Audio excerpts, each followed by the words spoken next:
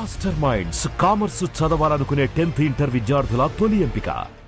మావోయిస్టులతో కూడా కాల్పుల విరమణ ప్రకటించాలని నేను విజ్ఞప్తి చేస్తాను. అంటే రాజ్యాంగ హోదా పదవిలో ఉండి కూడా ఒక కేంద్ర మంత్రిగా ఉండి కూడా పలానా డేటు పలానా టైం వరకు నక్సలైట్లు లేకుండా చేస్తామనేది రాజ్యాంగం నిజంగా ఇలాంటి వాటికి అనుమతిస్తుందా? నాకు తెలిసిన జ్ఞానం ప్రకారం భారత రాజ్యాంగంలో ఏ మనిషి అయినా సరే ఇంకో మనిషిని మనందరికీ కామన్గా ఆలోచిస్తే నిన్ను నేను చంపేస్తా అని ఎప్పుడైనా నేను నిన్న అనుకోండి, వెంటనే చట్టం ప్రకారం నేరం అవుతుంది. అది థ్రెటన్ చేయటం అని కేసు పెడతారు, సెక్షన్ ఉంది దానికి. కనుక దేశంలో ఒక సామాన్య పౌరుడు ఇంకొక సామాన్య పౌరుడిని అట్లా అన్నా కూడా నేరం అవుతుంది.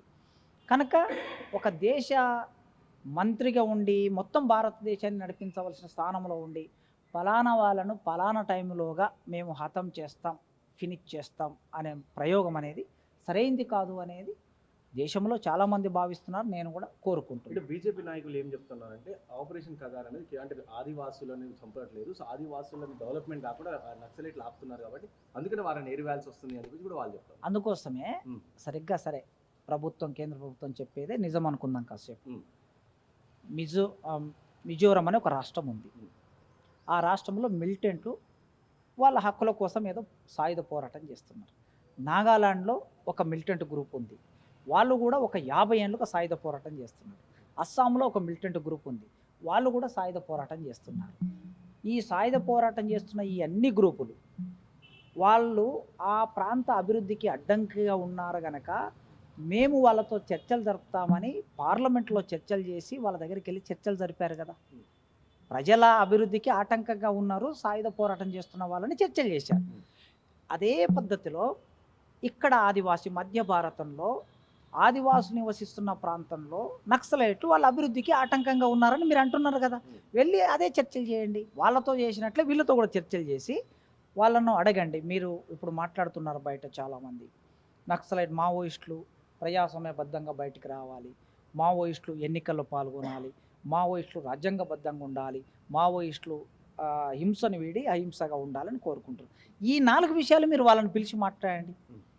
వాళ్ళు కాల్పుల విరమణ 2 నెలలు అయింది ప్రకటించి, ప్రభుత్వం కూడా కాల్పుల విరమణ ప్రకటించి ఏం మాట్లాడతారు? రెండయ్యా ఛత్తీస్గఢ్లో కూర్చుందాం, లేకపోతే జార్ఖండ్లో కూర్చుందాం, లేకపోతే ఢిల్లీలో కూర్చుందాం, హైదరాబాద్లో కూర్చుందాం, మీ వైపు నుంచి ఎవరైనా ప్రతినిధులు పంపిస్తారా, లేకపోతే మీరే వస్తారా?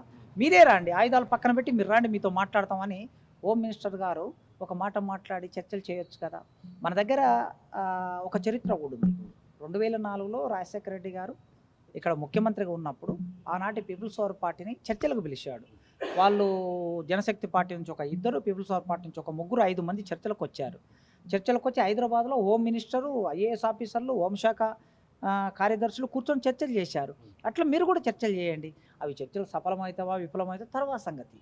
ఫస్ట్ పీస్ టాక్స్కు వెళ్ళాలని నేను మీ అందరి తరఫున విజ్ఞప్తి చేస్తున్నా హోంశాఖ మంత్రి గారు. గడిచిన 10-15 ఏళ్లలో గ్లోబలైజేషన్ ప్రపంచీకరణ వేగంగా వ్యాప్తి అవుతుంది, భారత్ కూడా డిజిటల్ భారత్ అవుతుంది, ప్రపంచం కూడా డిజిటల్ మీడియా వైపు డిజిటలైజేషన్ అవుతుంది. అంటే ఇలాంటి నేపథ్యంలో ఇంకా తుపాకీ పట్టుకొని ఎక్కడో మారుమూల గ్రామాల్లో ఉండి అంటే బ్యాలెట్ వైపు కాకుండా తుపాకీ గొట్టం ద్వారా సమాజ స్థాపన ఇంకా చేయొచ్చని మీరు వాళ్ళకి ఏం చెప్తారు? వాళ్ళు ఇంకా నమ్మి కూడా అడవుల్లో ఉన్నారు కదా. అయితే భారతదేశంలో విశ్వాసాలు కలిగి ఉండే హక్కు అందరికీ ఉంది.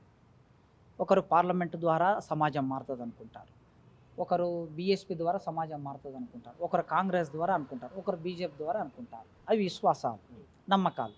వీళ్ళందరూ పార్లమెంటరీ పద్ధతిలో పోరాటం చేస్తున్నారు. సిపిఐ సిపిఎం పార్టీ కూడా ఉంది. వాళ్ళు ఏం కోరుకుంటారు? జర్మనీకి సంబంధించిన మార్క్స్, రష్యాకి సంబంధించిన లెనిను, వీళ్ళ పోరాటం ద్వారా భారతదేశంలో మార్పు వస్తుందని వాళ్ళు కోరుకుంటారు.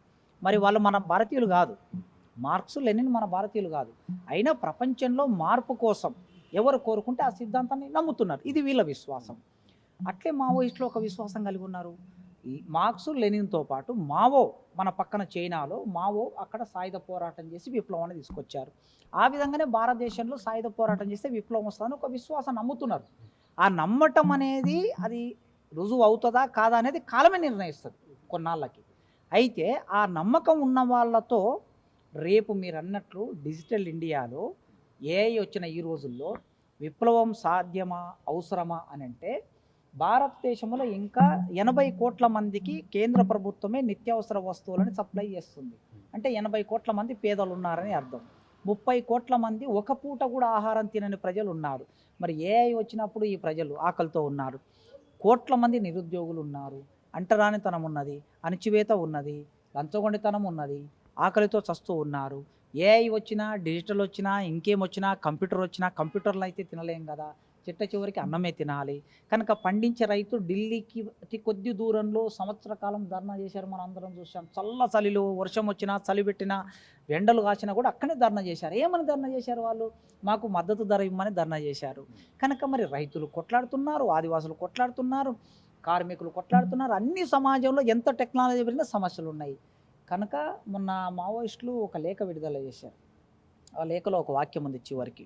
ఏముందంటే, మీరు మావోయిస్టులను అంతం చేస్తామని అంటున్నారు కదా, మావోయిస్టులను అంతం చేసే బదులు మావోయిస్టులు ఏ సమస్యల మీద పోరాడుతున్నారో ఆ సమస్యలు అంతం చేయండి, మావోయిస్టులు ఉండరు కదా అని అన్నారు. మరి ప్రభుత్వం అదే పని చేస్తే అయిపోతుంది. సింపుల్గా మావోయిస్టులు అనే వాళ్ళే ఉండకుండా పోతారు.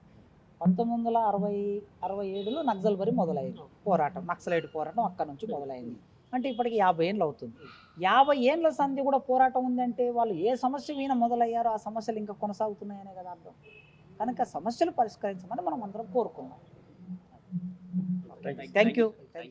మాస్టర్ మైండ్స్ కామర్స్ చదవాలనుకునే 10th ఇంటర్ విద్యార్థుల తొలి ఎంపిక